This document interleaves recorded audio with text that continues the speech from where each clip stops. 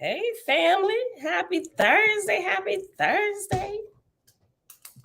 Y'all, it is April the 13th, 2023, day number 15 of year 5 of reading through books, laws, and prophets. And of the 5-year consecutive day count, we are at day 1,397. We almost about to cross another milestone, 1,400 days, y'all.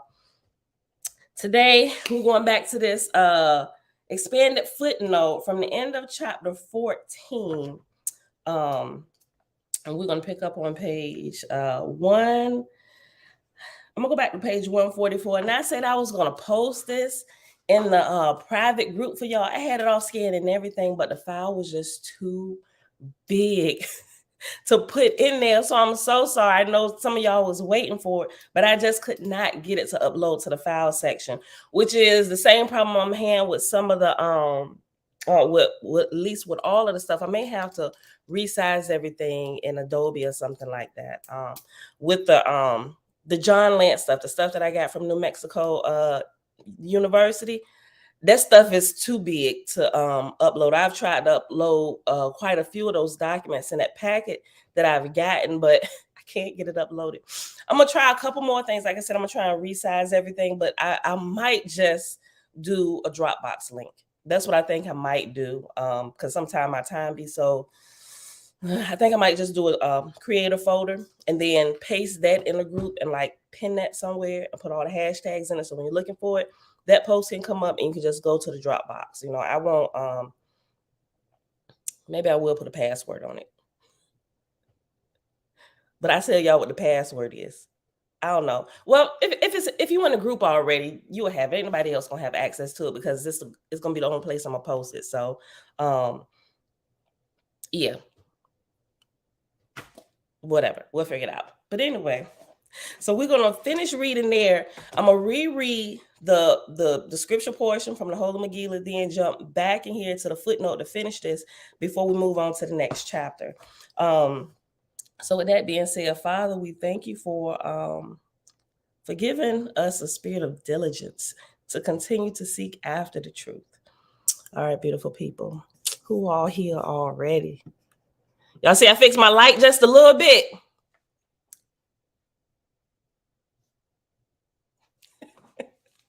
It definitely looks better than what it has been without the chandelier over my head. So now it kind of just like all blends in together as a background because of the colors, but it's brighter up here because I got a standing brighter light now and it's up high and coming down. My little ring light wasn't working too well for this whole little setup. So we got a better source of light here right now. So we're coming along. And then that, hey sis, Kendra, shalom, via greetings. Ahuba, Ima, beautiful rising. Jamia, hey girl, hey. Nazarene to sing. What's going on, Creative Gang? Dawn, what's good, sis? Tabitha, peace and blessings. Yes, beloved family, may the Creator bless you all. Just me, shalom, shalom. All right, beautiful people. So let's go ahead and get started here. In the Holy Megillah, we paused. Okay, so the Nazarene book of Genesis, the end of chapter 15, and I'm gonna reread verse 329 to verse 331. Then I'm gonna hop back over here so we can finish this out. All right, so it says, and after his lifetime as man, our holy child shall become the walker between worlds, for he will lead the hidden arm of our culture, moving freely between earth and El Cush. Wherefore he will be called by those of earth El Cushite, the hidden power of Elohim. But his birth name shall be given by the Lord and Lady, shall be called Gibeah, for he is the cup of our presence. So far in this expanded footnote in this chapter, we learned a little bit about the Holy Grail, right? You hear about the Holy Grail a lot in the Catholic Church.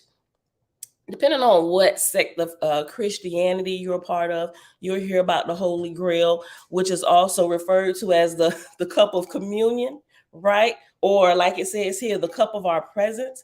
But they're literally doing grapes, grape juice and crackers, or depending on where you, if you want a real Catholic church, or even some churches, non-denominational, whatever, they use real wine too. I think it's that's their reason to taste a little something with everybody in the church once a month. But they also are following they're taking communion according to a story that they ignorantly really, that they're truly ignorant of its true understanding and its true meaning. Even the way they explain that they're doing it still, to me, is wrong, right? It's still like a lack of understanding. But I can see that they're trying to do what's right, because the scriptures that they believe, this is what it says do. And so in their mind, they're being righteous, they're keeping to this because this is what we believe. Okay, so we're going to do this, right? We was all there, we did it. Derek, shalom. Elijah, shalom. Shalom. Mom, hey girl, hey. My own personal son, Jamil. Look, I done had my own personal son from the day I cracked the matrix open. Look, okay, so let's go back.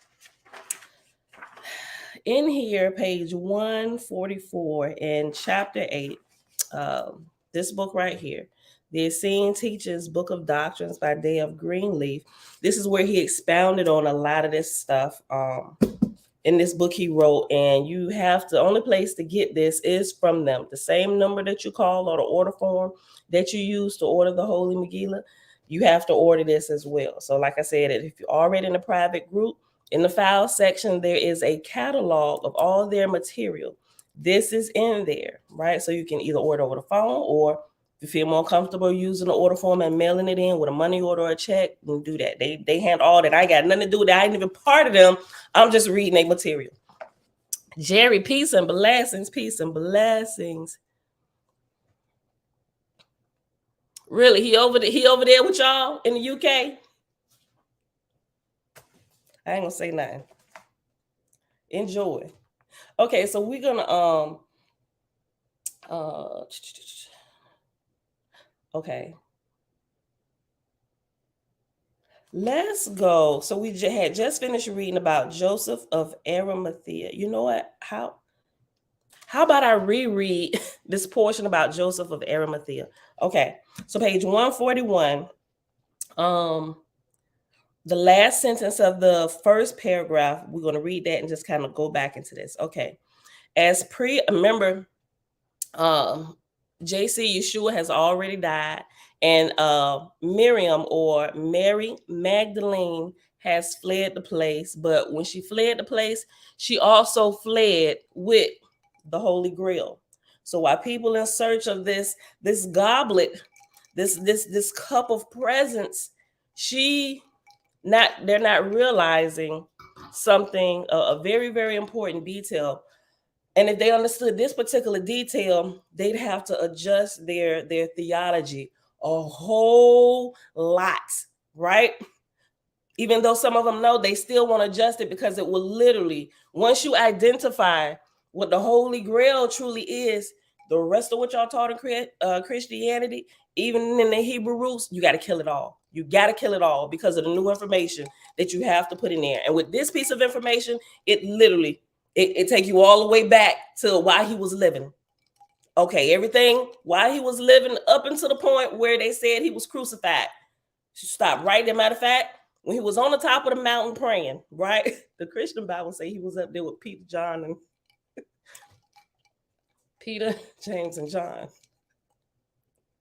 In other scriptures, they weren't up there. All them ninjas had fallen asleep. Mary Magdalene was on the top of the mountain with them, right?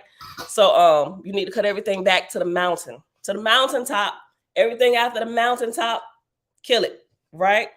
Because now we got a new piece of information, the Holy Grail. Elijah said, maybe that's why it was said the Knights Templar was protecting the Holy Grail in certain documentary series. Probably. And I'm inclined to believe this now. Mahaya, shalom, shalom. Okay, so here we go. Page 141. As prearranged by Yeshua, Joseph of Arimathea, the leader of the Nazarene martial artists called the Lions of Zion, went along as her guardian, or as the guardian with Miriam as she fled from where they were after Yeshua had died. Okay. We have, and here's the portion. Quote, "We have all heard of the Holy Grail. Most of us think of the Grail as a cup that held the blood of Christ. Legend tells us that Joseph of Arimathea filled a cup with the blood that Jesus shed upon the cross. That cup, the Holy Grail, held the blood and presence of Christ and had mystical powers. But consider the following. Would not a child of Jesus and the Magdalene be a vessel filled with the blood of Christ? Might not that child hold the presence of the Christ? And might not that child, the vessel of Christ, have profound mystical powers? The child Gibeah, son of the Lord Christ Yeshua, and Lady Christ Miriam, was the holy goblet cup that held the blood of Christ in his very veins. The Nazarene Hebrew name Gibeah means goblet. Hana Shalom, goblet, right? The Holy Megillah includes teachings of Gibeah, teachings given by him as an adult. A main theme of Gibeah in his writings is that though he is blessed to be the child of Yeshua and Miriam, all of us, regardless of our parentage, can experience Christ within. His other main theme is the significance of forgiveness, that it is truly blessed to forgive and be forgiven. Hey, that sounds like what his dad would say, like father, like son.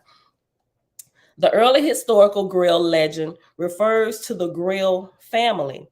In an ancient text called the Perlevis, as reported in Holy Blood, Holy Grail, that's the actual book, Holy Blood, Holy Grail, and it's on Amazon. The Grail consists of a changing sequence of images, the first being a crowned king crucified, the second being a child. In their book, Holy Blood, Holy Grail, researchers Michael Bajan, Richard Lee, and Henry Lincoln write, quote, "Could the Grail be something more than pure fantasy? Could it actually have existed in some sense? Could there really have been such a thing as the Holy Grail, or something concrete at any rate for which the Holy Grail was employed as a symbol?" As a symbol.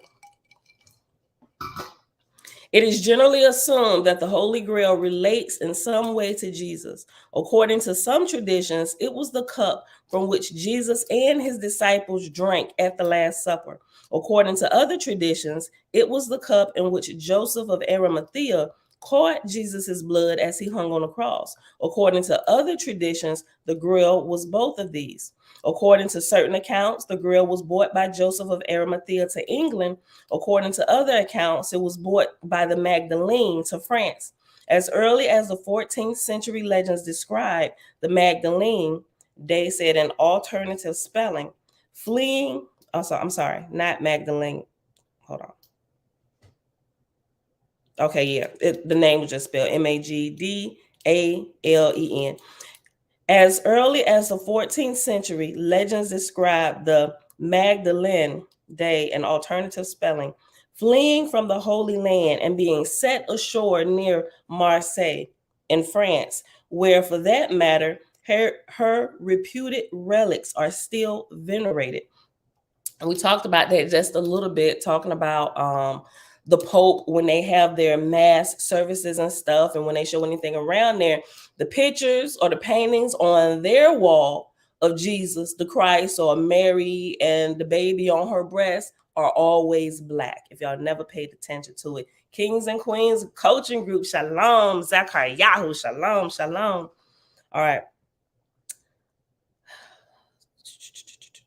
As early as the 4th century, legends describe the Magdalene fleeing the Holy Land and being set ashore near Marseille in France. For that matter, her reputed relics are still venerated. According to medieval legends, she carried with her to Marseille the Holy Grail. But the early legends say that the Magdalene brought the grail into France, not a cup. In other words, the simple association of grail and cup was a relatively late development. In these original sources, the grail is something much more than a cup. The grail in Perlevis, an ancient text, consists of a changing sequence of images or visions. The first of these is a crowned king crucified. The second is a child, end quote. And that's the end of that section that they took from the book.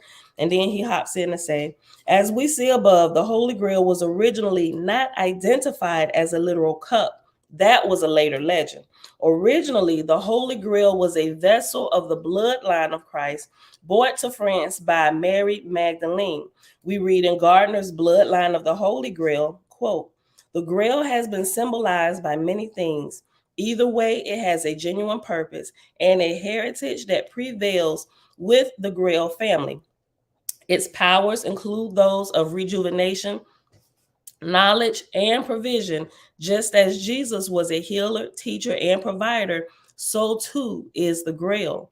The Grail legacy is a relic of early Judaic Christianity, but the Christian church has never recognized the fact. Despite a background that is both romantic and sacred, Grail lore remains an unproclaimed heresy. Moreover, the Roman Church has openly condemned the Grail because of its strong female associations.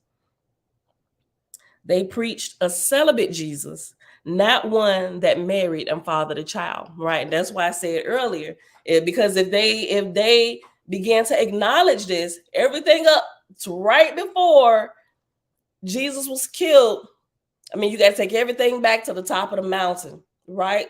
Right before he was killed. Everything, you got to go back to that point, and everything after that, you got to kill it, erase it, throw it in the trash. I mean, there's some bits of truth after that, but if you don't get this part right about the mountaintop, then everything else, that's why everything else gets shaky. Everything really gets shaky after that. Medieval tradition related that Joseph of Arimathea brought the Holy Grail to Britain. Even earlier European lore told how Mary Magdalene originally brought the Sand Grail into Provence, which is in France. The original Grail legends, in the original Grail legends, there were constant references to the Grail family, the Grail dynasty, and the custodians or guardians of the Grail. Cups and stones aside, the importance of the Grail exists in its definition as the Sand Grail, SAN space GREAL, equals Sangraal, SANGRAAL, equals Saint Grail, equals Holy Grail. And I'll show you how it changes over time. Sand Grail, Saint Grail, Holy Grail.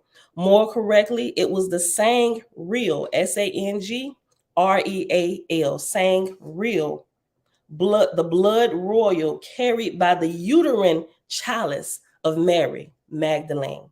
So did y'all see our thumbnail? And if you was here Tuesday, we talked about this a little bit. If you look at the uterus of a woman, it also looks like a goblet. And so the chalice or the cup that she carried into France was on the inside of her, right? She was the Holy Grail walking into France, right? And what was born of her is also referred to as the Holy Grail. What it says in here, but his birth name given by the Lord and Lady shall be Gibeah. Reference 49 says the Hebrew word Gibeah means goblet or cup. It is pronounced Gibeah. And the rest of that verse says, for he is the cup of our presence. And then at that footnote, reference footnote number 50 is after the cup of our presence. And it leads us to this right here to give the more expanded story of what happened, of what they found, and other ancient texts, and he's not the only one that's found it. This is mentioned in multiple people's research. All right, so let's go back here. This is this last sentence. One page, what y'all may not have it, but if you do, page 143. Despite a background that is both romantic and sacred, Grail lore remains an unproclaimed heresy. Moreover, the Roman Church has openly condemned the Grail because of its strong female associations. They preach a celibate Jesus, not one that married and fathered a child. Medieval tradition related that Joseph of Arimathea brought the Holy Grail to Britain. Even earlier European lore told how Mary Magdalene originally brought the same Grail into Provence in France. In the original Grail legends, there were constant references to the Grail family, the Grail dynasty, and the custodians or guardians of the Grail. Cups and stones aside, the importance of the Grail exists in its definition as the Saint Grail, Saint Graal, Saint Grail, Holy Grail. More correctly, it was the same real, the blood royal carried by the uterine chalice of Mary Magdalene. The Holy Grail became likened to a vessel because it was said to carry the sacred blood of Jesus, because it was the chalice of Mary Magdalene which carried the same Grail in utero.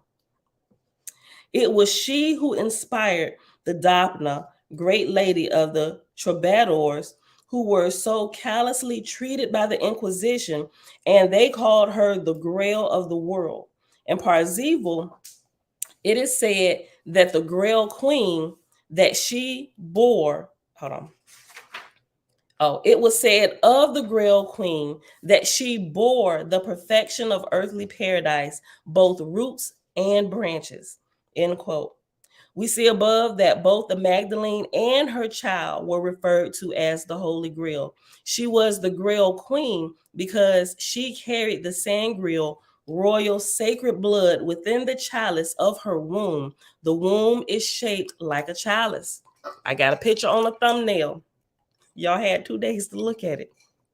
You were here, y'all probably Googled it while we was here. Hold on. She was the Grail Queen because she carried the same Grail, royal, sacred blood within the chalice of her womb. The womb is shaped like a chalice. Her child was also called the Holy Grail, not only due to his name, Gibeah or goblet, but also because the sacred blood of Christ flowed within the veins of the child of Yeshua and Miriam. And the reference to the Grail child as the perfection of earthly paradise, both roots and branches, seems a declaration that this child was a perfected human being, an embodiment of all 7 root forces and all 7 branch forces of the Essene tree of life. The Essene tree of life is described in the Holy Megillah Nazarene Bible of the Essene Way. The journey of Mary Magdalene and her companions to France is commemorated in various forms of early French art. Gardner writes, quote, "The most important example is perhaps that which has been exhibited at the 9th century church of Les Saint Maries, a painting by Henry de Gaudermis. It depicts Mary's arrival in a boat off the coast of Provence. Another famous picture on similar lines is The Sea Voyage by Lucas Moser." End quote. Clearly, the fact that Mary Magdalene and her Grail child arrived in France by boat was commemorated by the people of France, Gaul, long before the Catholic Church attempted to cover it up. After the cover-up began, some unknown protester apparently attempted to remind the people of the truth. Gardner reports, quote, "In 633, a mysterious little boat sailed into the harbor of Boulogne-sur-Mer in northern France. There was no one aboard, just a 3-foot statue of the Black Madonna and Child, together with a copy of the Gospels in Syriac. Wherever the boat had come from, it caused quite a stir on its arrival." Listen, We ain't gonna get caught over there with it. Just put it in a boat with a copy of the truth and send it on over there, and they gonna know what it is when they get there. Listen. In 633, a mysterious little boat sailed into the harbor of Boulogne-sur-Mer in northern France. There was no one aboard, just a 3-foot statue of the Black Madonna and Child, together with a copy of the Gospels in Syriac. Wherever the boat had come from, it caused quite a stir on its arrival. The strange Madonna, known as Our Lady of the Holy Blood, became the insignia of the Cathedral of Notre Dame, an object of considerable veneration until it was destroyed. End quote. A cave in France where Mary Magdalene often went to meditate, it's called Mary's Cave of Solitude, became a venerated spot. It is located in La Sainte-Baume. She is said to have lived near that cave for many years. Gardner references a legend that she died in 63 AD in Aix-en Provence. However, Nazarene sources indicate that she died on a missionary trip outside of France. It is entirely possible that, having been killed outside of France, her remains may have been brought back to France. The Catholic Church discovered that the belief in the divine feminine was so strong in some pagan lands, they conquered that they needed to provide some sort of replacement for the pagan goddess. Thus, they turned the mother of Jesus, Mother Mary, into an object of devotion. There were 2 separate reasons. The first, they could provide a feminine figure to be worshipped without having to acknowledge the existence of any goddess. Thus, God and the entire Trinity could remain exclusively male, right? You can't have that. A threesome, all 3 men, it don't make good logical sense here. If everything that's above is replicated below, okay, so how is men producing babies by themselves? You got 3 of them together. 3 of them got the job done. I beg to differ. There is some feminine energy in there somewhere, right? And as we learn, the Holy Spirit, listen, what's crazy is, in the Bible, is the Holy Spirit is referred to as a she, right? And she is, what's the word they use? She is personified in the book of Proverbs, yet people just completely gloss over that and still refer to, well, some people are waking up and realizing it. Some people still refer to the Holy Spirit as he, right? But there is a divine feminine side to it. Now, as I was transitioning, I'm like, listen, okay, first of all, the Trinity, no such thing according to how they were teaching it. I'm like, the Holy Spirit is not like a separate person from the Creator. It is like the Creator's spirit. So I can see there's like different understandings and different levels, and based on where you at, you growing, it's okay. As long as you don't stay there, you keep progressing, right? So there are these few different theories behind it, and they don't ever really talk about it for real, because it's this topic that gets people into very passionate conversations, and they stop talking to people forever because of their because they don't believe the same way. But it's there if you would just pay attention, right? So listen to this. Let me go back. Hold on. The Catholic Church discovered that the belief in the divine feminine was so strong in some of the pagan lands they conquered that they needed to provide some sort of replacement for the pagan goddess. Thus, they turned the mother of Jesus, Mother Mary, into an object of devotion. There were 2 separate reasons. First, they could provide a feminine figure to be worshipped without having to acknowledge the existence of any goddess. Thus, God and the entire Trinity could remain exclusively male. And 2, by shifting the devotional focus away from the Magdalene toward Mother Mary, they could better hide the fact that Jesus had a wife who was a priestess. The Catholic Church forbids women to enter the priesthood and requires priests to be unmarried. Thus, if it were known that Jesus' wife was a Nazarene priestess, it would be hard to justify their anti-priestess and anti-marriage rules. And then if they just revealed the truth on this, all of this crap that's been happening with these priests undercover with these little boys and these little girls, none of this would happen because women would be in the house and be like, ain't none of this crap going on, right? The women would be there to stop these type of shenanigans, but they don't want any kind of accountability to anybody whom they are telling people is less than them, and they're clearly going against the laws of life of creator, right? They're completely ignoring that voice. All right, we got it here, bro. We in charge of this round. Okay, well, we make the rules here. The women, kitchen and the bedroom. Men, we run everything. I'm just saying, let's just look at the evidence we have before us here.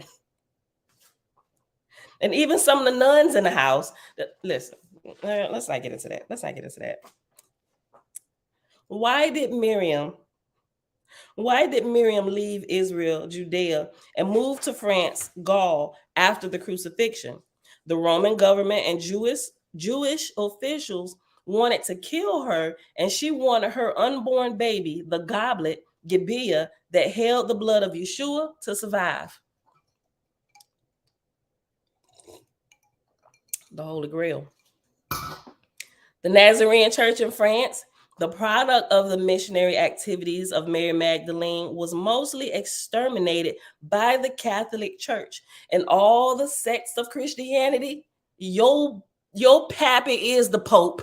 All of them come out the Roman Church. No matter what denomination you call yourself, Baptist, non-denominational, and little do the Hebrew scholars realize you are under that as well. Your pappy is the Pope. Y'all following all his rules.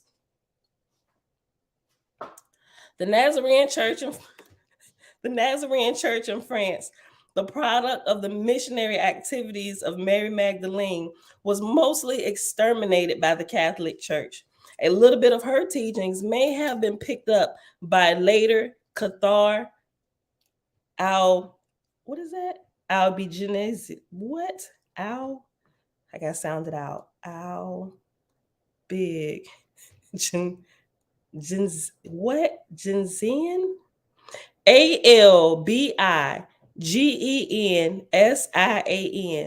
Albigенsian.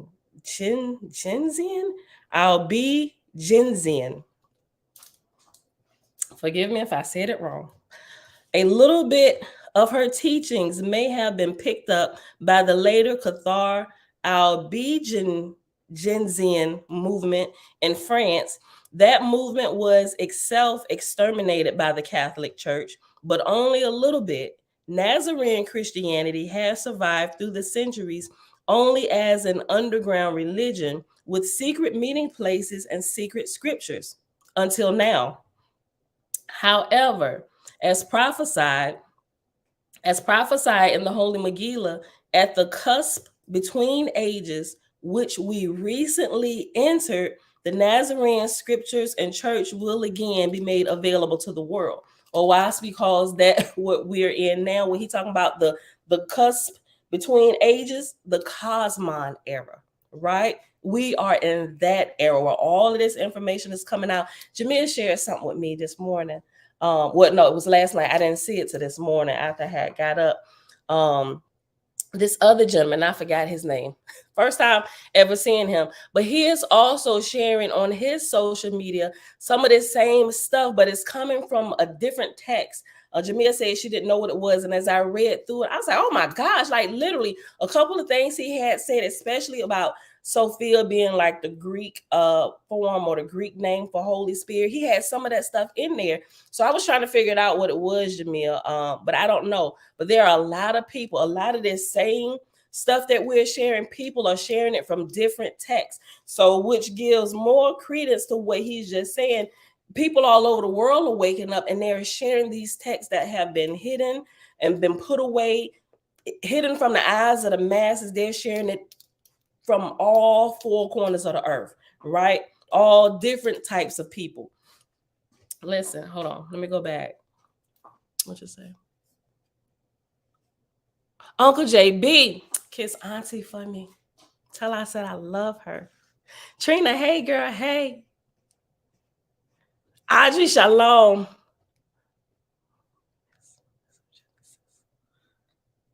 I was looking at what you put, Dawn. Okay, that wasn't a word. Okay. Oh. I know what you're saying. If I try and pronounce it, I know I'm gonna screw it up. Cause I know how it's. I look. I know what word that is, but I forgot how to pronounce it. But I know what you're talking about. It's the man, that male type of attitude. Okay. Misha, good day, sis. Good day. BC, what's going on? Okay. Hold on. So go back. Okay.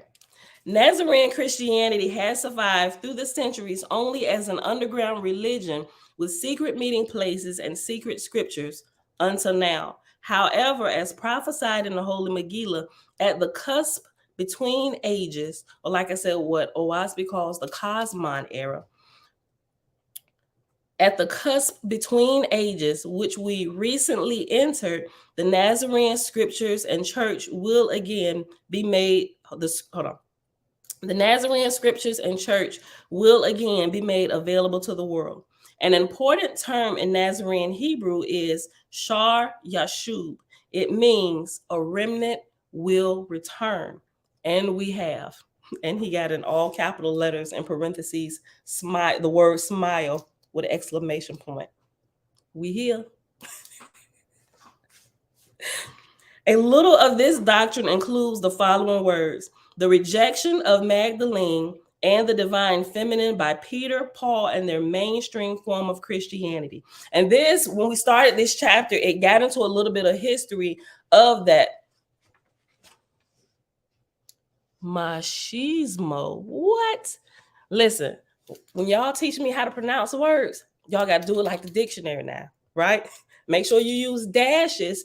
And if it sounds like we or pronounced like we, make sure you don't just put like W-E, put W-E-E-E. So I'm like, oh, we, okay. If it's ooh, put a few O's. So I'm like, ooh, okay, I get it. So that's how y'all got to teach me how to pronounce words. Because I be screwing it up. When I told my birth family I thought the Holy Spirit was feminine, they were ready to disown me. My brother is a Baptist minister, and he did not talk to me for years. That's right, because his pappy is the Pope. People be losing it. Listen, it's not, well, they do get mad with us, right?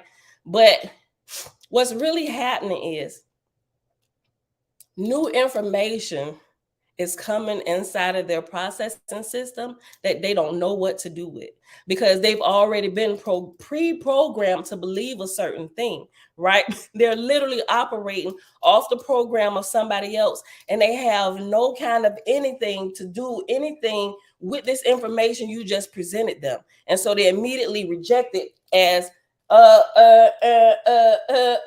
heresy. That's what they've been programmed to believe. What you put? Good is a female. Uncle JB. I know what you meant. You about to get some people pissed. But listen though, when we was reading through a WASP, because we understand that God is not creator, it's literally a title of the current ruling, reigning person over the earth and her realms, which was one time a human being, right? He's nothing more. He or she is nothing more than what we shall be in the future, in days to come, as we progress and we grow, right? Right. I knew you meant God. God is female. Oh boy, people think you really preaching another doctrine. See, but they got to go through the understanding of the titles of the different people, and it's a bit much for them. It's like system overload, and that heresy flag comes up for them, and it's like they can't listen. They can't hear. Even if they wanted to, they just can't. Like it's impossible. There has to be a little bit of deprogramming, right? Before that new information can even find a place to sit down in their soul somewhere and just marinate. They have no room for it. Their cup has to be emptied out. It's too full. You can't get nothing else in there. So anything you try and put in there is running over out the sides. They can't hold it. It's impossible for them to hold it. So they got to empty out a little bit. They got to empty out some of that doctrine and stuff, make some room so we can just make some room to think. Don't put nothing else in it. Just clear it out a little bit. Pour it out. Empty the whole cup. Empty the whole cup. You still got the cup, right?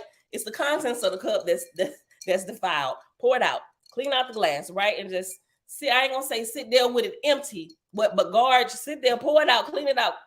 Put your hand on the top of it, and talk to the Creator. Right. And I don't care what name you use or whatever, but whenever you say in your name, just be like, listen, the Creator of everything. I don't even really know what your name is because I'm hearing all this stuff. Like, seriously, I went through this phase. I'm like, do you? Well, I know somebody exists. I'm doing this. I didn't look. Hold on, let me take my tip off without. I didn't completely empty my glass and I'm doing like this. And I'm like, hold up, wait, no, nobody can put nothing. No, I'm hiding my cup. Like, no, what do you mean? What? Jesus wasn't real. He didn't exist. Oh, he did exist. He's a combination of different. Wait, hold on, stop. And then I'm leaving the church. I'm taking my cup and I'm leaving the church. Listen, in the four walls of our house, I know you're a real husband. Our children are real. Like we got here, there is a force greater than us. Okay, so whoever you are, like, and I know there's like angels and demons too, but I ain't talking to y'all. Like the person who created them, if you can hear me, help me. Because it seemed like I've just woken up in La La Land, like just waking up out the Matrix, and I didn't know what to do. I'm so serious. I didn't know what to do, right? But I'm just like, well, I'm not going back to the church being fed lies. I'm gonna just sit here and use my own brain and just think, Leroy, think. And so I was like, okay, I'm gonna read my Bible. Everything that they done taught me, I'm just put it all to the side. Like I never read this book a day in my life. Let me just go through here and just read it. Let me just understand the story. Who are these people? Who was the families? Why they always getting into arguments? Why they want to kill one another? Why did y'all decide to kill other people? Why y'all taking their stuff? Right? So you literally have to go through this detoxification process, right? And the more you go through this detoxification process, you will realize that you too have a brain. And you can think, right? And then your critical thinking skills start kicking in and you start asking questions and you get all involved. You become invested in this story. It's like, oh man, you start seeing it from a different perspective in a different light, like you right there with the family, like you can feel it. And it's a different type of understanding from what you get from the pulpit a lot of times, right? And then as you begin to ask questions, wisdom from on high, right? The unseen hand begins to fill your goblet with this translucent golden type elixir. And it tastes so good. Like, oh my gosh, who makes y'all wine? Oh, give me some more. Can I have some more? Oh, just a little bit of okay. You ain't trying to get me drunk. All right. Okay. And as you are asking questions and you're being enlightened, right? Your glass, it's not dirty. You don't get this dirty type of wine, right? Because as you're learning, even your wine skins and all that stuff, like you're being renewed, everything. It's an even balance all the way through. And it's an amazing journey. It's an amazing journey. Okay, hold on. BC said, my Shanana is more comfortable with that than what they've been feeding us. Okay, let's go back up here. Nazarene said, just right. Look, and I didn't even see your comment to just now, just me new wines into old wine skins. Okay. Nazarene Scene said around 1118, a French knight named Hughes de Payens, created a military order along with 8 relatives and acquaintances, calling it the Poor Fellow Soldiers of Christ and the Temple of Solomon. Solomon, was it KT? Was that short for night? I don't know. Okay. Yeah, I'm just now getting into some of this more because there's a new road to follow down now. Now I'm coming into other materials and stuff like what he mentioned. I haven't seen it yet, just got it from him. But it's a whole nother list of references that are there that I was not aware of, that now we have to also take into account of people that's been down this road already ahead of us. Listen, we started checking into, and here's everything we found. They put it in the book and they keep on growing and going on, right? So by the time we get to that road, we realize, wait a minute, hold on, Holy Grail, let's revisit that. So now we're going down the Holy Grail path, and they've left breadcrumbs from what they found, right? We can take that, add it to our knowledge, and research on that a little bit more. We may find some more stuff to add on to it that further verifies or may not verify, but at least we went down that road. When the information came up, oh, we have to consider the information.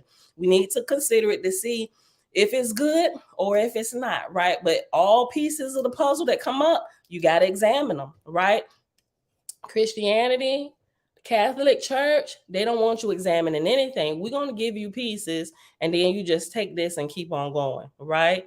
That's not good for us today. That is not good for us. Trina said, man, I just cried when I realized the foolishness because I was so confused. You know what I mean? I told you I literally was in a daze for like 2 weeks.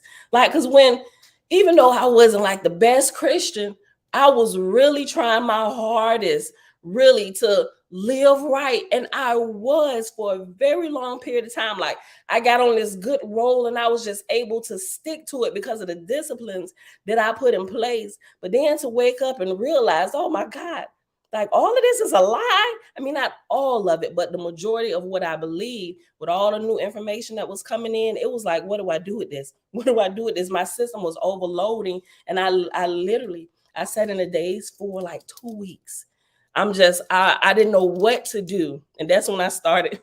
I emptied my glass pot watching. I'm coming. I was like, we getting out of here. Get my babies out of here. We left the church. Look. Boy, it was hard. Yo, it was so hard. Not that I didn't love the people or anything, but it's just like I needed to figure out how to process this new information. And it would seem incredible because it had me it had me thinking in ways that I had never thought before. Like, well, that is a logical question. Why didn't I ever think, like, who would not even ask? That's the most logical question you could ask. Why is nobody asking that? Because they constantly feed them, take this baby, eat this, open your mouth. You ain't got time to think, like, oh my God, it's falling out my mouth. Don't worry about this. Just open, swallow. This is what they're doing.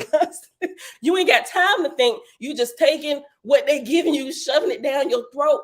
And that's why I say you get to get my babies out of here, grab your goblet and get out. Stop, listen. Y'all got me fat and bloated. I can't think. Diseases is popping up everywhere. After you get done spoon feeding me from the pulpit, y'all selling chicken dinners out the back door. I don't show up. People coming to the house with potato salad and sweet potato pies and stuff. Sister, we missed you at church, huh? I got a piece of pie. Open your mouth. Go ahead. Don't lift your hands. Not to open your mouth, sister. Open your mouth. And they steady feeding you, but they feeding you, and you don't have time to process it. And people are dying in the process of searching for truth. And it's crazy. That's why sometimes you just got to run away, right? Let them talk about you. Oh, yeah, she done joined the cult. Stay away from Sister Pam. We don't know what that girl done got into. We don't talk to her no more.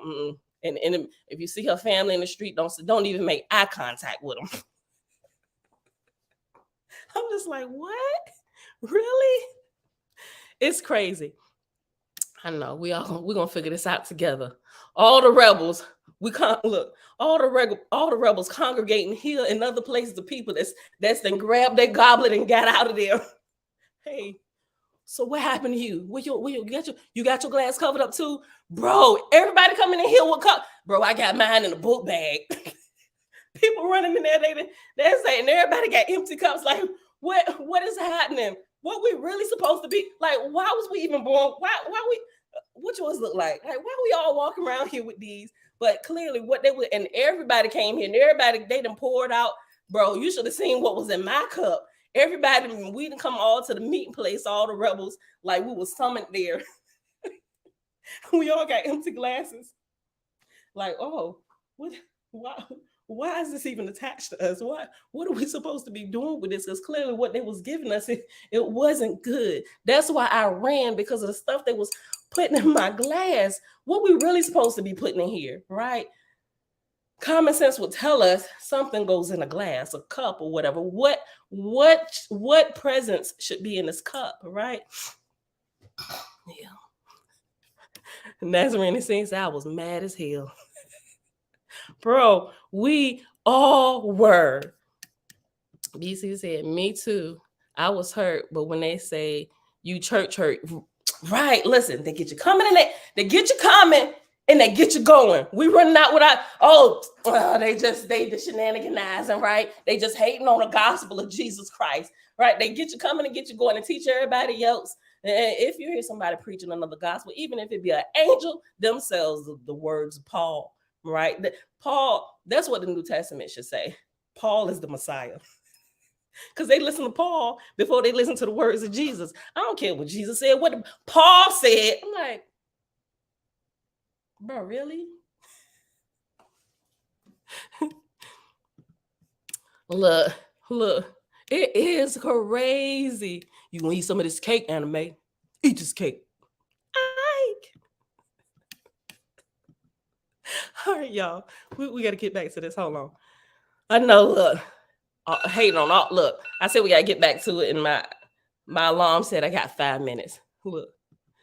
Dawn said, I be laying on the floor and still not healed because I was right? Come on down here to the altar for healing, sister. Lay their hands on you. Dawn said, I be laying on the floor and still not healed because I was eating those animal sandwiches, right? Why she been down there for a while. Please, from the back, sister, can you bring a chicken plate? Put some macaroni and cheese, some mashed potatoes, some green beans, some collard greens. Why she down here, slain in the spirit? We're going to feed her. We're going to make sure. You going to the hospital?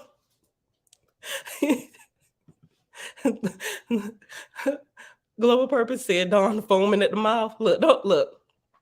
Y'all about to have me start one of my Miss Sophia stories. Who was in the church? Y'all remember some of the Miss Sophia stories I told y'all a while ago with the woman with the wig being slain? We ain't gonna get. Let's finish some of this, y'all. Hold on. Okay. Look. Everybody. All of us here with our glasses, book bags, everything. We like, bro. We listen. Oh, hold on. I'll be throwing wood all around my kitchen. Look, Nazarene said that happened to me. First, I was brother deacon. Now, if they see me, they won't even speak to a brother.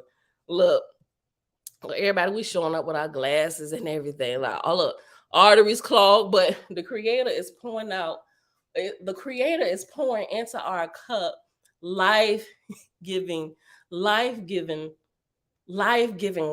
But I guess you shouldn't say life-giving wine. That's kind of like an oxymoron, kind of.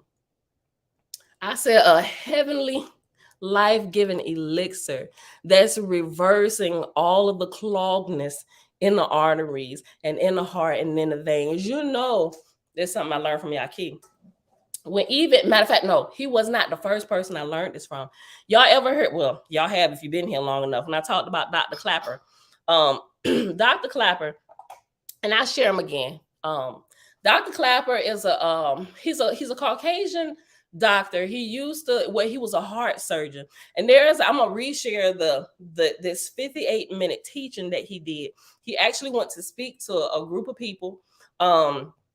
And he was talking about how he was a surgeon, a heart surgeon, and he had this clinic where patients would come, and he began noticing, especially with this one particular heart patient he had, he was going to have surgery because his heart, the arteries in his heart was clogged. So they began to run tests, but after he had taken blood, they let the blood sit on the counter, but by the time they came back to get it, he began to notice the blood. You know how the blood separates from the water and everything, but there was like the blood separated from the water, and then there was this thick layer of fat sitting in the valve, right? So that's what happens when we eat fatty foods, all these different type of things. As it assimilates through our body, it goes into our blood, and then our blood flows through our veins, and it does its whole process or whatever. But if you have this fat, and it was animal fat, right? He asked the doctor. No, the doctor asked him. He said, "Man," and he noticed that he went back to him, and he started thinking, And so he asked me, he said, what did you eat before you came? And he had said, I think he said he had stopped at Wendy's or Burger King, some fast food joint, and he had got like this double Whopper burger, cheeseburger, something with bacon, all the stuff up there with extra slice of cheese, and he supersized it, and he had this soda, and he had that on the way, right? But what happened was, because he understood a little bit about the body and how things assimilate through the blood, all of what he had just eaten had begun to assimilate inside of his blood. So all that animal fat from what he ate was running through his veins, and that's how he got all clogged up. And it wasn't just that time, but years of doing this to his body. And so what he did was, and I'm just shortening the story a little bit, but he talked to him a little bit, and the doctor got researching, and to this day, Dr. Clapper, he has transitioned from a heart surgeon, although that training was good from him. He actually transitioned into the role where it's more preventative medicine, so he don't have to operate on hearts. And he found out during his study that going to a plant-based diet, that's what started his searching to see all the animal fats and the different diets that people eat.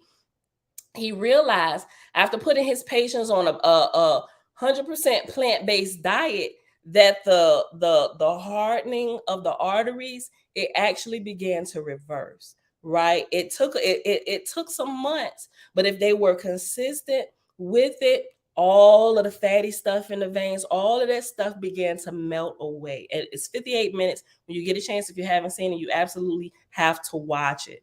And that's what he saw, that happening more and more and more. It constantly repeated itself. And so as he got better, with that understanding, that's what he started recommending. So before he recommended surgery to any of his patients, what he had learned now was he actually gave them the opportunity to reverse what had been done before they did an invasive surgery. Now, there were some who were like you don't have any time. Like we need to use the tools. We need to extend your life a little bit. So we're going to go ahead and do this. But from this point, you have to change your diet, right? Otherwise, what we just did, we might have to do again. And you don't want to do that, because some people don't make it to that point, right? So if they absolutely had to do the surgery, they make sure they walk them through their process of healing and how to change their diet and literally make it a lifestyle. So that way, all the other clogs and stuff throughout the body, it will clear up on its own. He said it will literally begin to melt away like butter. Now, I am not a medical doctor. That's why I got this streamer down the bottom right now. It's on the UFO sightings. So after it get past the UFO sightings, I just put that in there to be funny. People like, oh, she believe in UFOs and everything. Well, probably not your understanding, but anyway, there's a medical disclaimer in there. You need to talk to a certified medical professional and get their wisdom on this, because I'm just sharing with you stories that I've heard from medical doctors and from my research and personal experience with my own body, right? So remember that, right? So anything that you take from here, it's all of this is there, right? Just go talk to your own doctor. Look for doctors who understand this and help you restore your body first, before you choose to allow them to do anything, more invasive. But sometimes I love trauma doctors because they're needed, but depending on what stage you're at, you may need a trauma doctor at this point. But you do need to adjust your life to make sure you don't find yourself back there in that same place some years down the road, right? Because if they fix things and you don't change your lifestyle, they just extending your life for a few years, right? So we have to become responsible for our own lives and begin to educate ourselves. All right. So with that being said, you listen. Okay, I'm gonna finish this. He said he ate the 5 o'clock heart attack special. Do you know there is an actual restaurant called the heart attack grill. I kid you not. Google it, and you will see some mukbangers going there to eat there. They're doing mukbangs on their channel at the heart attack grill. And what's crazy about this place is that when you go in, it's set up like a hospital. Their whole aesthetic of the place. And when you come in, you know how people give you napkins that you can take and you can put in your shirt. They literally hand out hospital gowns. I'm like, they're literally walking into death's doors. It was crazy to me. It was crazy to me. And then they give you these big servings, like literally burgers. Here, you see this? Burgers this big, and they will pay for your whole meal if you can eat that. Do you know some people go in there and they literally try to push all that flesh through their body? I'm surprised some of them don't have heart attacks on the spot. Like, it's crazy. Y'all got to look that up. I'm just like, oh my, it make my heart hurt just watching it. Yeah, it's crazy. I'm just looking at some of these comments. They'll put a funnel in your mouth. Don, look, check out Dr. Milton Mills. Okay, we're gonna have to look them up. Okay, that's kind of what's happening. Put a funnel in there. You going to church? Everybody walk in. Look, you coming in with a glass at the door. The ushers at the door handing you a funnel. Go ahead, sister. How you doing today? Put that funnel right in your mouth. Take a seat on the front row. Put the funnel in your mouth. Take a seat on the second row. The second row. You got your funnel. You kept your funnel from last week. You forgot your. Don't worry about it. We got another funnel. Put it in your other hand. Put it in your mouth. Make sure you sit close to the pastor. That way it go right down without you being able to taste the lies. Okay. All right, y'all. Enough of this. Hold on. Let's go back down. Okay. I never heard that before, Vanette. Eating the hog from his snout to the tail. I guess that's another way of saying from the Rudy to the Tootie. Yeah. Oh gosh, that's so disgusting. All right, y'all. Okay. Right, Tigva. Look, pine oil heaven. I wish I had the little song snippet from Selah. Now I play it right there real quick. Okay. The music make it taste a little bit better. That's what they say. But yeah, you can say that the music make it taste a little bit better. But if you're really looking at it from the spiritual side, the music is what's hypnotizing them, right?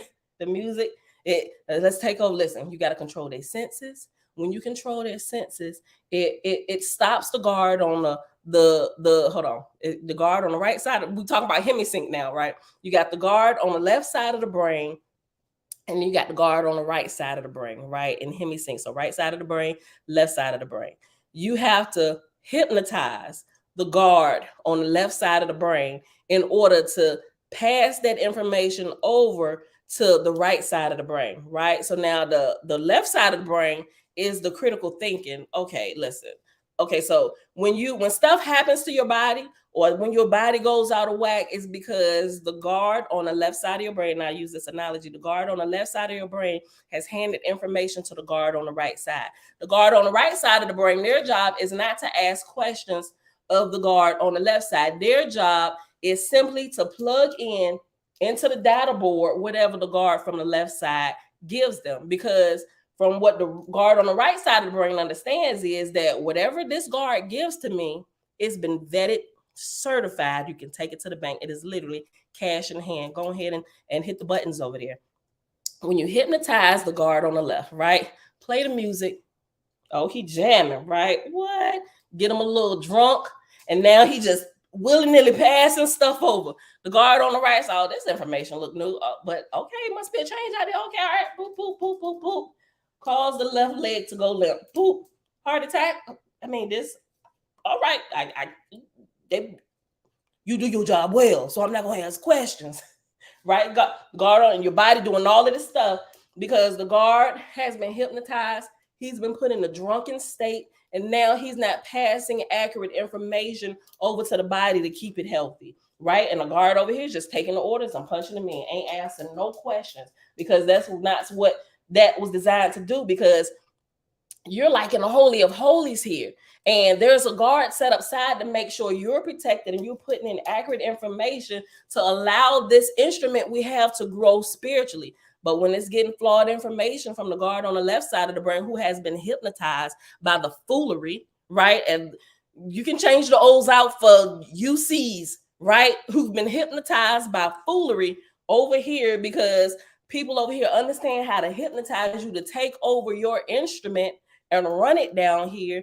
Now we got people all demented, hooked on drugs and stuff, some of everything, because they don't even understand the process of the hemisphere of the brain and what's happening, and how the emotions are controlled. They manipulate us with all kinds of stuff, with music, commercials, even trauma's not properly processed through our body because of all the things that they give us to medicate ourselves, instead of dealing with the problem before they pass the orders over to the guard on the right side of the brain. And now we all out here in the streets looking crazy.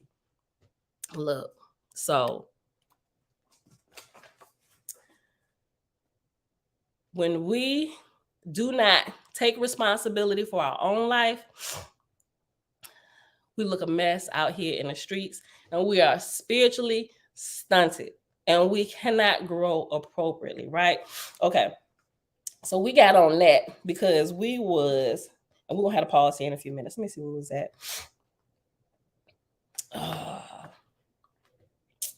Oh, we stopped at Smile, I think. No. We stopped at Peter, Paul, and their mainstream form of Christianity. Okay, so let's let me go back and read this little paragraph, and then we're gonna pause after this little section over here. Okay, we're gonna pause right here. All right. Okay, so let's go back. Let's focus. All right, we're on page 146. An important term in Nazarene Hebrew is Shar Yeshub. It means a remnant will return, and we have. Smile. The title of this doctrine includes the following words. And it's talking about this chapter that we're reading, right? This is the title of it.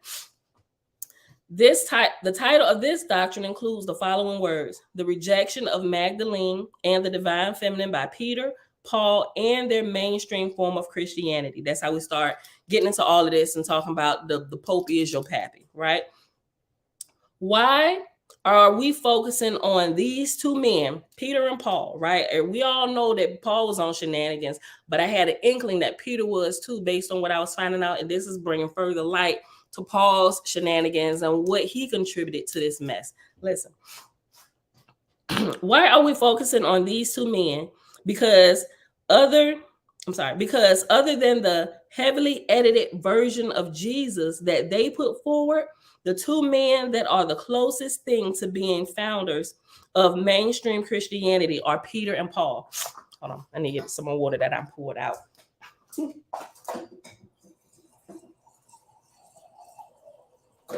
And we're gonna be done in a few minutes, y'all. Hold on. We're not gonna go that long now. I'm trying to get back to my my hour period. Sometimes it does run over, sometimes it runs over a lot. Okay. Why are we focusing on these two men? Because other than the heavily edited version of Jesus that they put forward, they are the two men that are the closest thing to being founders of mainstream Christianity, which are Peter and Paul. Peter is the most important apostle of Catholic Christianity. They consider him to be the first pope. And the foundation stone that Jesus built his church on. And certainly Paul is the most important apostle of all the other denominations of mainstream Christianity. We have already covered the anti-Magdalene and anti-feminine bias of Peter, and now we will conclude this chapter with a look at Paul.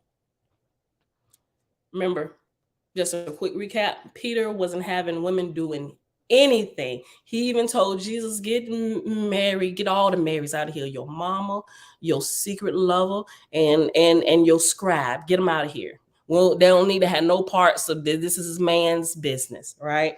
Peter, he did not want the women with them at all. Take a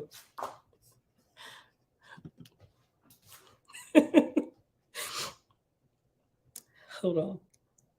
Peter is the most important apostle of Catholic Christianity. They consider him to be the first pope and the foundation stone that Jesus built his church on. And certainly, Paul is the most important apostle of all the other denominations of mainstream Christianity. We have already covered the anti-Magdalene and anti-feminine bias of Peter, and now we will conclude this chapter with a look at Paul. Though, hold on, is this? Yeah. Where did he pull this from? I was about to say quote, but I ain't gonna do that. I think he just indented it a little bit. Okay. Though Paul never met the Magdalene, and thus, unlike Peter, did not have verbal confrontations with her that we can quote, it is easy to demonstrate that Paul had a strong anti-feminine bias. Paul's anti-feminine principle teachings gained on even wider audience than Peter's for the following reason. Peter's anti-feminine principles sayings survived mostly in non-canonical gospels such as Gnostic and Ebionite texts, or Ebonite. Is it Ebonite or Ebionite? I'm gonna have to listen to somebody else say it. Such as Gnostic and Ebionite texts, but Paul's were even incorporated into the mainstream New Testament. In fact, the epistles of Paul, the word epistle means letter, are the largest portion of the New Testament. Get this, there are more words of Paul in the mainstream New Testament than the words of Jesus. That's one of the first things we picked out when we emptied our cup and we started thinking for ourselves. We realized, hold on. And also, why does God have one sentence in the whole New Testament? At that time, I was still thinking God was creator. But as I've enlightened a little bit more, I realized there are no words of the creator in the New Testament. None at all. I'm like, holy crap. This is the work of the false gods. Now, they did repeat. I will say they did repeat a few words of the true gods, right, who were enlightened by creator. There is a few sentences repeated by them as they summed up the laws of life, right? It's a few words from them, but everything else, boy, y'all need to increase your research time, or at least set it for a steady hour a day to check into some of this extra stuff. All right. In fact, the epistles of Paul, I'm sorry, I keep saying it wrong. In fact, the epistles of Paul, the word epistle means letter, are the largest portion of the New Testament. Get this. There are more words of Paul in the mainstream New Testament than the words of Jesus. The fact that there are more words in the mainstream Bible from Paul than Jesus might not matter much if Paul's words, teachings were similar to Jesus's words or teachings, but they are not, as I am about to demonstrate. Many great thinkers throughout history have noticed that the teachings of Paul are very different than the teachings of Jesus. One of those great thinkers was Thomas Jefferson. And after I finish this portion about Thomas Jefferson, we're going to pause and we're going to have to pick it up tomorrow. Okay. Many great thinkers throughout history have noticed that the teachings of Paul are very different than the teachings of Jesus. One of those great thinkers was Thomas Jefferson. He wrote, quote, Paul was the first corrupter of the doctrines of Jesus. Well, Thomas Jefferson was close. Actually, as explained previously, the first major corrupter of the doctrines of Yeshua, Jesus, was Peter.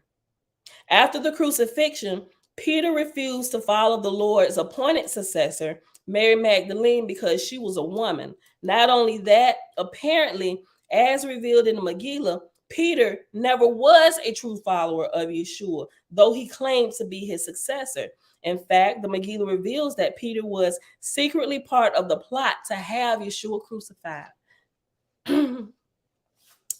Peter led the first schism off the original Nazarene Christianity, throwing out the divine feminine, founding what became known as Ebionite Christianity.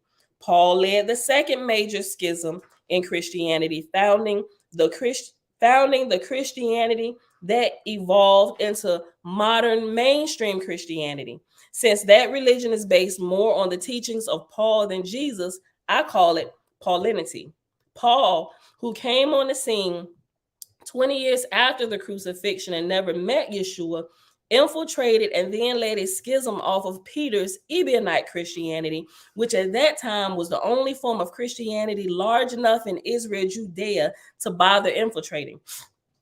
The Nazarene form of Christianity was much smaller, most of its leader already having been killed, and the Magdalene already fled to France, Gaul. Rather than criticize Thomas Jefferson for being a bit off in his assertion that Paul was the first corrupter of the doctrines of Jesus, we commend Jefferson for having noticed the fact that Paul had indeed changed Jesus's doctrine.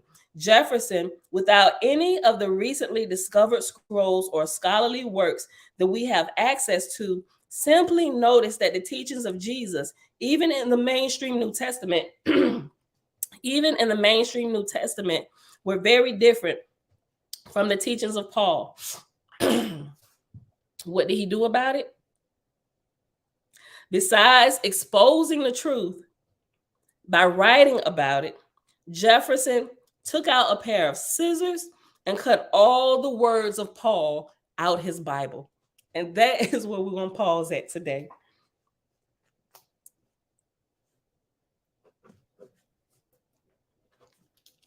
So when we come back, I'll reread Thomas Jefferson's portion, and then we're going to get into all these other people in history that began to find out about this and began to compare the text and how it's different. And that's one of the major things that most people in Christianity, and shucks, the majority of Christianity are still babes, like I said, being spoon-fed, because they're... I ain't gonna say they're not allowed. They're being told not to read outside and to check things, and that this is the purely unadulterated word of God, right? And they believe it, right? And I'm gonna stop talking about Christians so bad because I'm looking at it from a different light now, right? So you're going to a place with people that you should be able to trust, right? People whom you look at, you admire, they got the time to study the scriptures, but you don't know they have cocked researchers. That's the start of the church. Matter of fact, the name of your church should be Half-Cocked First Baptist Church of the Presbytery.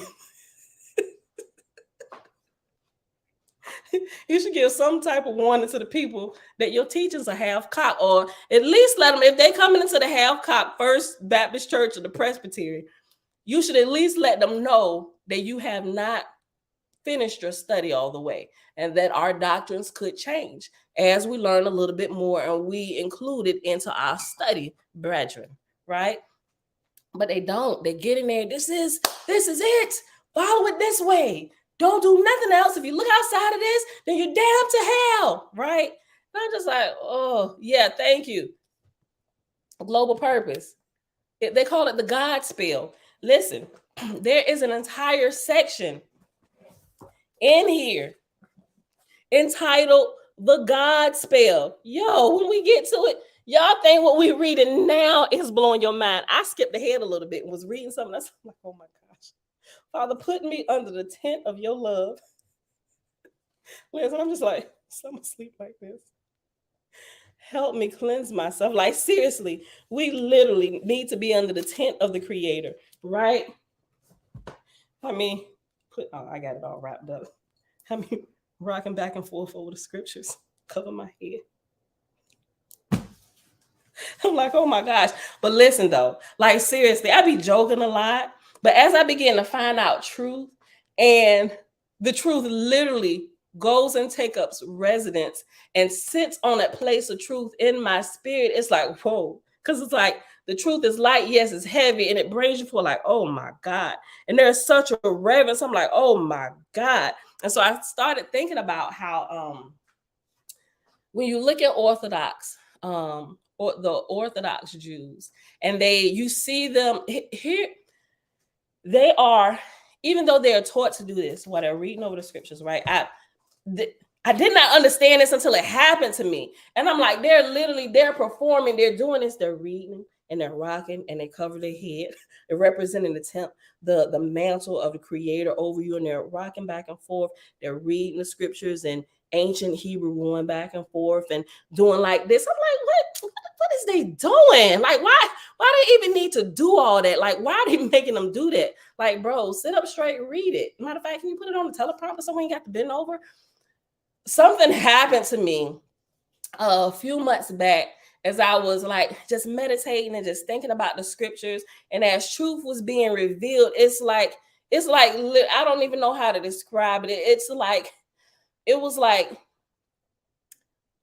this light burning fire, like it, I don't know. You know how, I don't even really know how to explain it. All I can say is like I was filled with this presence that was so holy, and it just literally brought reverence. And I'm just like, oh wait, it's like what the scripture sometimes describe, like, yo, it's like take, and I did that because I had shoes on. I literally took my shoes off. I'm like, what is happening? And I just, and I was like in tears as I was praying and stuff. I was like, yo, and I thought about them and how they're doing this. I was like, yo, like this is like a real thing. They're just kind of like mimicking it, teaching people to do it. They're like going through the motions without actually having that revelation on the inside of them about what that really means. I'm like, holy crap. So that's a real thing. So I'm just, all my jokes and stuff, I'm tempering my jokes on the different groups of religious sects of people, because I realize they have bits and pieces of the truth that's been scattered all around about. And I'm just like, wait a minute, hold on. There's a little bit of truth to that, even though they may not, the way they're explaining it, like they're explaining it the best way they can, and they're just showing you how to do it. Like, we don't know, put the tent, put the cover over your head, show reverence for the Creator, God, whoever, Hashem, and read it with, just do like this. This is what they taught me to do while I was going in Torah school. This is what we do when we read Torah. I don't, and be, I'm like, okay, so everybody now doing this. It's like that. Look, it's like they're, what's the term? It's okay. So the story about, and this got to do with a ham, but you will get what I'm trying to explain to you. Okay, so you remember the story during Thanksgiving when the mama was cooking dinner. She was teaching her daughter how to cook, and every time they would make the ham, the mama would take the ham, slice the top, the head, and the butt off, right, and put it in the pan. So the daughter grew up seeing the mama do this, and as she began to cook Thanksgiving dinners and stuff for herself, she began to do the same thing.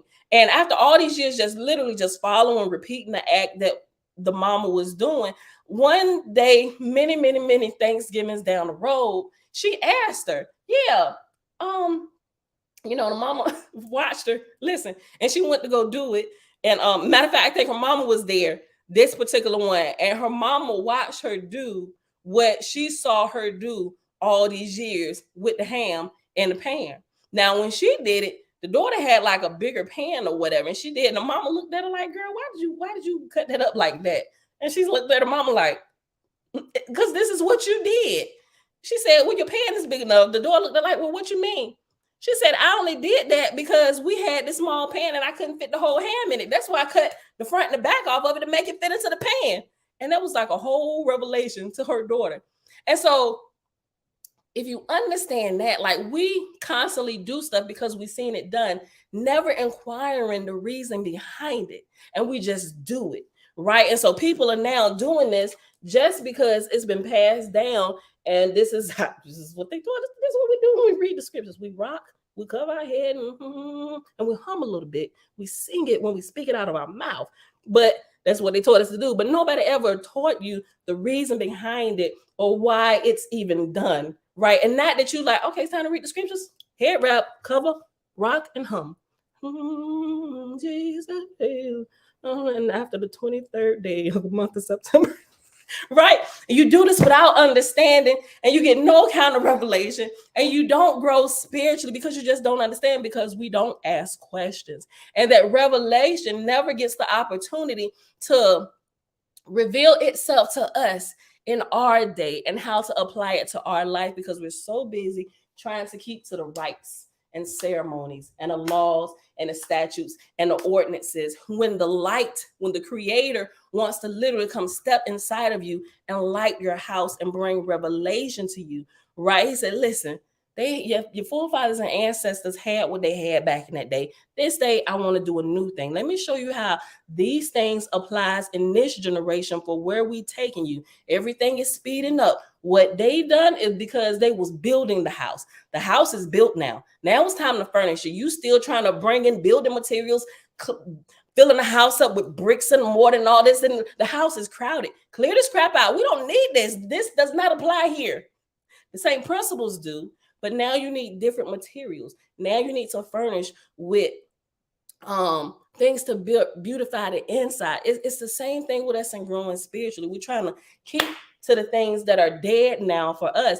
Not that they're dead, they're already intricately woven into the fabric. Like, it's there. It's not going away. It's the foundation is there. It's built, right? You have to move to the next level. They still trying to build foundations on top of foundations. Like, bro, that's dead. That's why you get no power. Everything's dead. Everything is dead. Everything is dead. Y'all not getting, y'all trying to do the same exact things they were doing when they did what they were supposed to do in that time. Just like your bodies have the different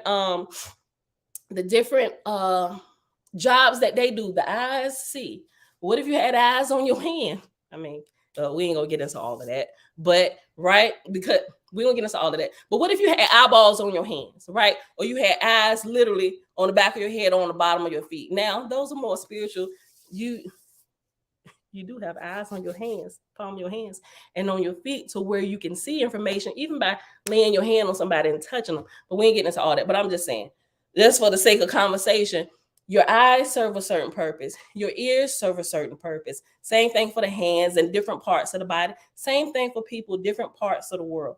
So when I'm looking at the different religious sects now, and I'm able to spot the pieces of truth that they have those pieces of truth, and they go to the extreme with it, because that's what they know to be truth, even though they may not understand that it might be mixed with a little lies, but they take it to heart. Like, this is my belief. That's why it's so hard to break people or turn them from their belief. Something that we grew up in. This is like, no, how can you tell me? Because I've experienced the power from this and how I believe. That's why it's so hard to break people. I ain't gonna say, well, I'll say this. It's hard to break them from the God spell, because they think you want them to completely turn away from Jesus. No, we just want to straighten the roads back out. We want to take you back to the ancient paths that he truly walked. Where we need to bring light to some of the shenanigans and all this debris that has been put on the road through all these years. We're not trying to take Jesus away, even though when we started that way, I was giving it to Jesus Christ. Like, how dare you turn me away from the creator? And he like, bruh, sis, it wasn't my fault. You need to look into Peter and Paul. He said, but I ain't gonna be mad at you, sis. I ain't gonna hold it on your account, because you know not what you do at this point, right? Here I go. I'm going Hebrew roots, Hebrew Israelite, cover my head, forget Jesus. Now I'm Yeshua HaMashiach. And he up there like, sisterin', you still talking about me. Now you just using it. Y'all, we gotta get out of here. I'm done for the day. All right, y'all. That's it. Hold on. Let me put my page number. Hold on. I hope y'all enjoyed today. I know we kind of got off a little bit, but hold on. So we still not done with this chapter with this long footnote that's giving us some good detail.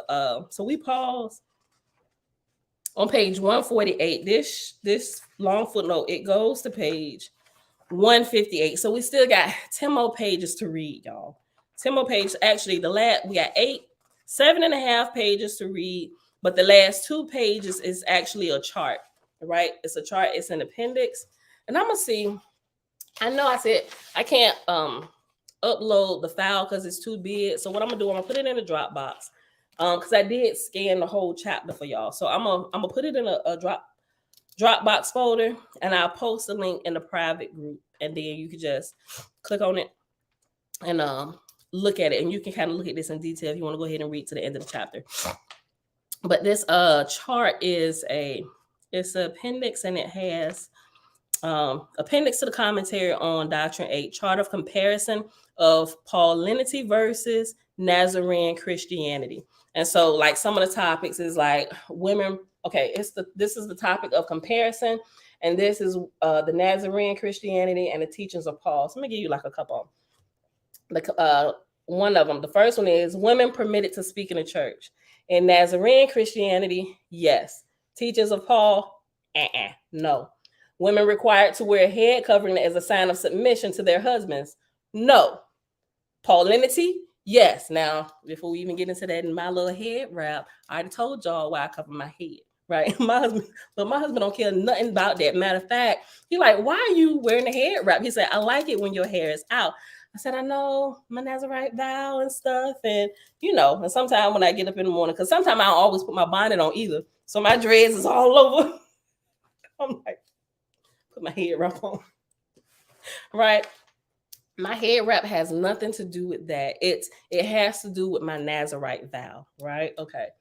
And down here, skip down here.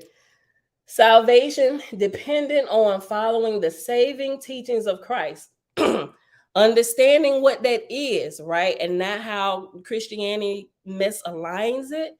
But Nazarene Christianity is just because what he actually taught was the laws of life that line up to Creator. Nothing about worshiping him, slaughtering animals, any of that stuff. And when we get into the actual true matter of fact, if you read through the Essenes Gospel, if you were here, it actually gave the true teachings that he taught, which the New Testament, like, bro, like Christians, maybe we need to tell them, listen, you should read some more material that they have on Jesus from ancient scrolls. Add it to your New Testament and let them look, right? So we may not be able to get them to look at nothing else, but if you let them know that Jesus is in there, I was like, more wisdom of his is being poured out. Because remember the scripture where it says, if all the words that Jesus had been, wrote in the books, even the world couldn't contain it. Well, they found more of his words, and it's in a book, and we know it ain't all of it, but it's amazing. See what Jesus said. I'm like, hey, we got to get them there somehow. They got to get there somehow. Lead with Jesus. Don't lead with it. That's false, because that don't work. I'm telling you, it don't work with the Christians. You cannot lead with the negative points while you're trying to help cut the lights on in their house, because they're not going to listen to it. They've already been programmed to not listen to anybody that goes against anything they say. So we have to use wisdom, right? Remember, the teachers of Paul is the first and foremost in their mind. If anybody else come teaching another gospel, even if it be an angel, consider them a curse, right? So you have to lead with points that they agree with, right? Well, you got to at least get them in the door, look, and let them consider it. Go in here and read what Jesus said, right? And all it does is it brings life to you, right? And it's just, we got to figure out some way to help our brothers and sisters, help them expand and grow a little bit. Start thinking on your own. Don't be afraid what your pastor's gonna say if you don't give tithes this week, because your light's about to get cut off. Matter of fact, Jesus will tell you, sis, go pay your light bill. Brother Dinkin in the pulpit will be okay. Matter of fact, I'm about to go burn this church down. So remember that, y'all. Because a lot of time when we wake up, we be on fire, be like, yo, did you know that the church is full of lies? And don't nobody want to hear that. So we have to use wisdom and go to them. Remember, the highest attribute of the Creator is love, right? And who wants their brother, sister, somebody that say they love them, coming with things that they perceive as harming them? Bro, that's why they cut us off immediately, right? Because that don't look like love to them, So it's a lot of patience. We have to grow. It ain't, even though they need to grow, but making connections is not them, it's us. We're the bridge, right? So the bridge need to straighten the roads out, get some wisdom from Creator, and know who to approach and when to approach them and how to approach them with what. So we'll go through the rest of this chart and see all this stuff. But like I said, you can read it today. I'm gonna go ahead and put in the Dropbox link here shortly. So if you want to scroll through it and just kind of go through it and go back to the beginning, if you missed some of the stuff that it hit on about Peter, you can read that yourself. All right, y'all. So with that being said, thank y'all for hanging out today. It is Thursday, April the 13th, 2023, day 15 of year 5 of reading through Books, Laws, and Profits. What did I say the wrong date? Oh my gosh, I said the wrong date. I think I may have said the right date, but I wrote it down wrong. Another 5-year consecutive day count is day 1,398. I think I said 97. I wrote down 97, but it's 98 because when we're here Tuesday, it was day 1397. Today is 1398. And we read a little bit more on this footnote that the Holy Megillah sent us on in this chapter 8 of Book of Doctrines of the Essene Teachings, Book of Doctrines. And all of this is taken from like the Essene scrolls and stuff. And people just kind of, added in here with references, proving some of the stuff that's been said throughout the years. This is really, really good. Get your copy. Call their ministry. Get it. I don't have access. I get access to it just like y'all do. Call and order it, put in out. I ain't got nothing. I don't get no kind of payment for anything that I recommend to y'all. I'm just telling y'all the stuff that I go through. I purchase myself and we research. So if you want it, call them. Did I put the what you call it up there yesterday? Hold on, let me look.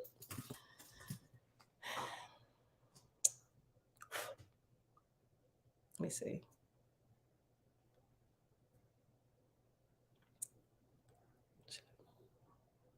Community. Oh, no. I posted my PSA announcement. Is Dana here? Dana, thank you so much. I posted something out of the ordinary. Ain't got nothing to do with the price of tea in China. But y'all hear me talk about our family business. But Dana enlightened me. People had been called. Well, my husband was saying his phone, he was getting phone calls about this employee retention tax credit and stuff. I'm like, just leave us alone. Not thinking about it, like seriously. Like we got so much stuff going on. We got a CPA. If it's something we need to do, they're gonna let us know, right? Look, but still, you should know the state of your flocks at all times, right? So, but I'm glad Dana sent the message because me and my husband had just kind of been ignoring the phone calls for it because it's like they're trying to sell us something. We ain't got time for all that. But what it is actually a rebate credit that they're giving to business owners. And if you have W-2 employees, you need, and if you've been in business since 2019, what they're doing, because of the pandemic, they are giving you tax breaks for if you've experienced a decrease in revenue since 2019, and they're based in year 2020 and 2021 off of 2019.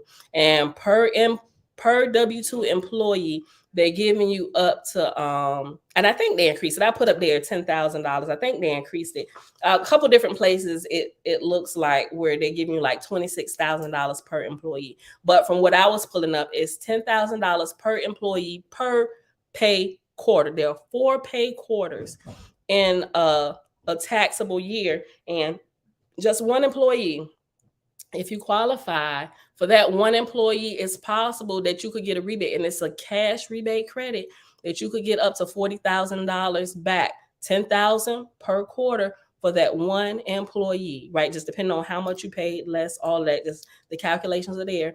But the max would be $40,000 per employee for a year, for 2 years, right? So that is, if you qualify for both years, $40,000 just for that one employee for 2020. And then if you qualify again with the same thing for 2021, that is how much for just one W-2 employee? $80,000. And it is a cash rebate.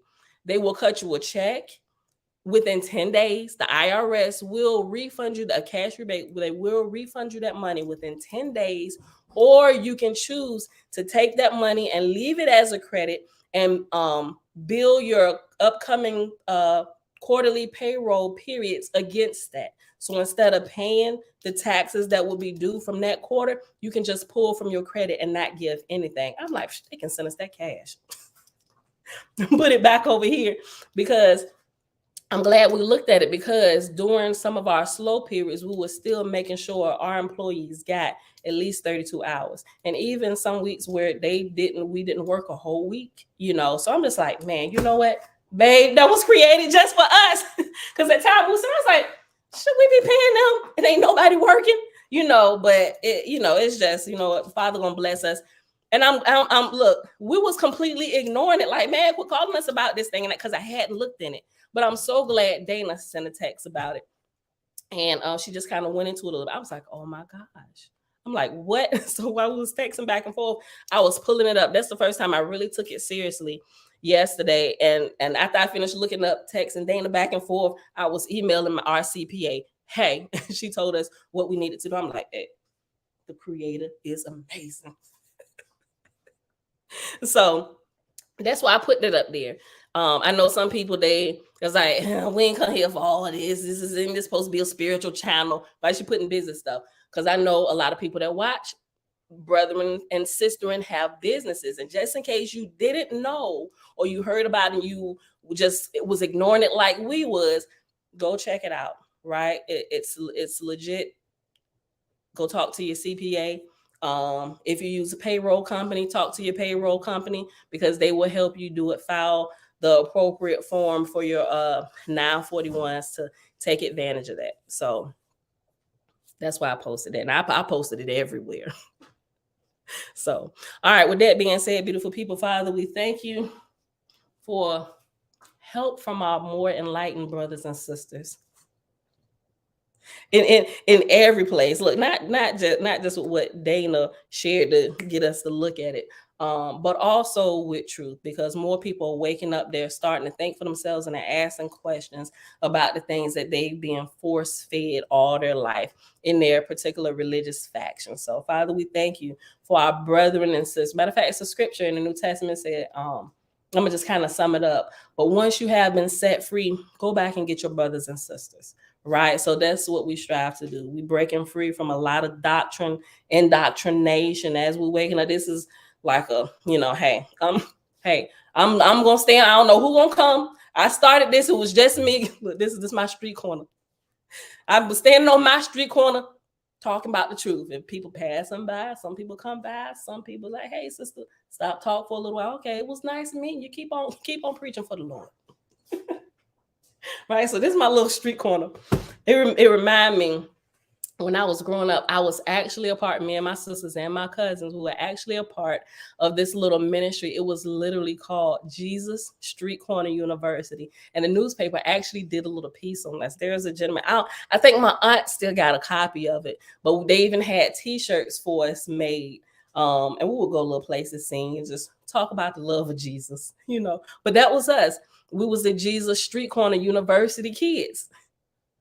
So a lot of the stuff I think about, not just smile, not knowing then what my life would be developing into. It's just like, man, I wouldn't take back anything that I've been through, that I've experienced, even in church, and all of it shenanigans, because it helped me get to where I'm at today. And I'm going to continue developing, and hopefully people walk past my street corner, they get enlightened just a little bit, just like Malachi said, just a little taste, right? And just keep on going and go back and shine that light on other dark places in the world with other people that's searching for the light, right? All right, beautiful people, that's it. I'm done for today. I love y'all, and I will see y'all back here tomorrow morning, bright and early, 6:15 a.m. Eastern Standard Time.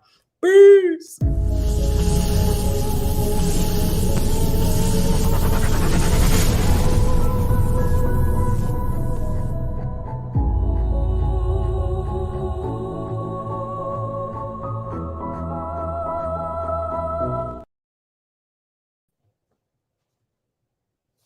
Moving too fast. I hit the wrong button. All right, beautiful people. We'll do this again.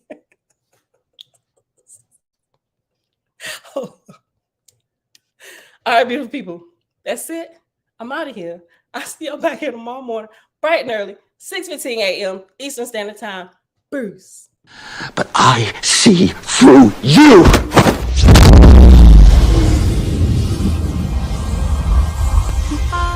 I'm from outer space, I got Milky Way for blood, evolution in my veins. I'm gold, I've been far away, I'm illuminated now, making moves. What did you just do to me? I pushed your astral form out of your physical form. What's in that tea? Psilocybin? LSD? It's just tea. With a little honey. What just happened? For a moment, you entered the astral dimension. What? A place where the soul exists apart from the body. Why are you doing this to me? To show you just how much you don't know. Open your eye. Been dreaming about flying for a long time. I had a vision from the birds, they want a cold sign. What's happening? This isn't real, this isn't real, this isn't real, this is... Dreaming about flying for a long time. I had a vision from the birds, they want a cold sign.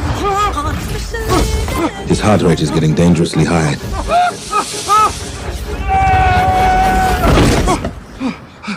He looks all right to me.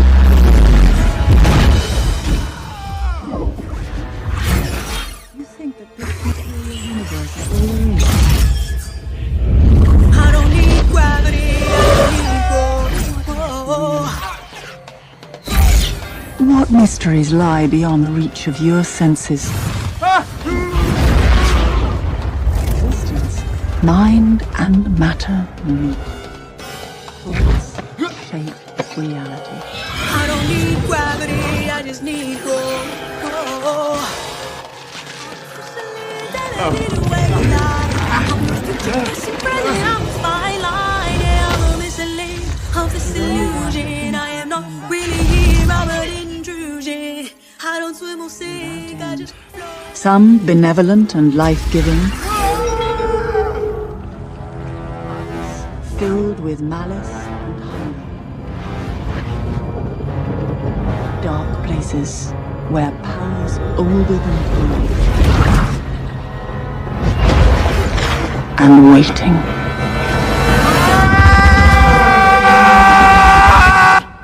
I don't swim or sink, I just float. Who are you in this vast multiverse?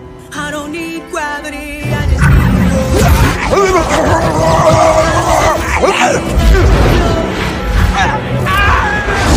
I don't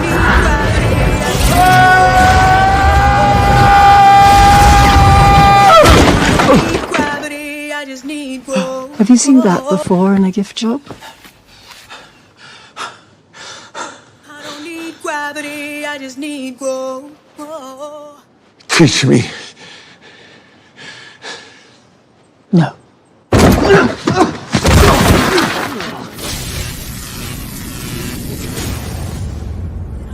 It's an earthquake rumble. I won't ever ever fall, never stumble. And I don't need to be humble. Break down walls like Jericho crumble.